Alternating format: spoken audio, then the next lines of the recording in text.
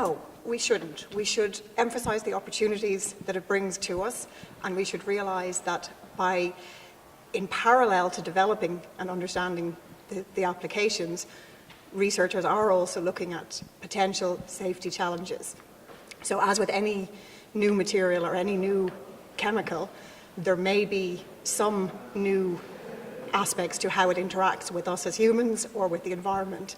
But by looking at those in parallel to developing the application, we can develop solutions to it or strategies to make sure that we're not exposed to it. So many of the applications of nanotechnologies are actually where the particles are encapsulated inside a product. So we as people, as humans, are not exposed directly to the particles. So that's one strategy of how we can use nanotechnologies in a way that's safe, because they're embedded in a product and therefore there's no free particles available.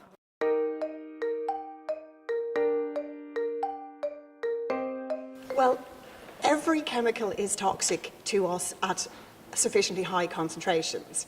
So even water, for example, if we have enough water and we don't balance it with salts, we create a toxicity. So it's really just about understanding what are the acceptable exposure levels. So in the same way that we think about a tolerable daily intake of vitamins or of minerals, we can have an amount that we can be exposed to safely. So it's understanding that, and it's understanding where there might be new aspects or new pathways into our body, for example, or new interactions that will occur that may not occur for other materials.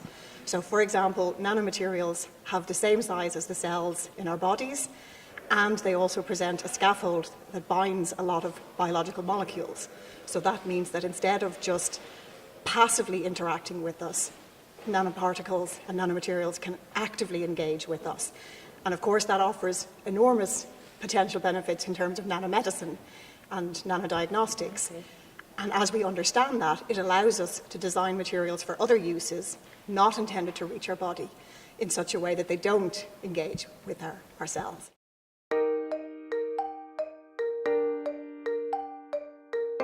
So my group at the University of Birmingham is looking very much at what we call the interface between the nanoparticle and biological or environmental systems. So really looking at how the particle surface interacts with proteins, with lipids, with polysaccharides, all of the biomolecules that make up the environment. So understanding what binds, understanding how that changes from our synthetic identity to a sort of a biological or environmental identity, how that mediates or changes how the particle interacts with cells, with organisms, and really trying to understand what the mechanisms of uptake are, where the particles go, how they might get degraded when they're inside, and how we can use them safely, really.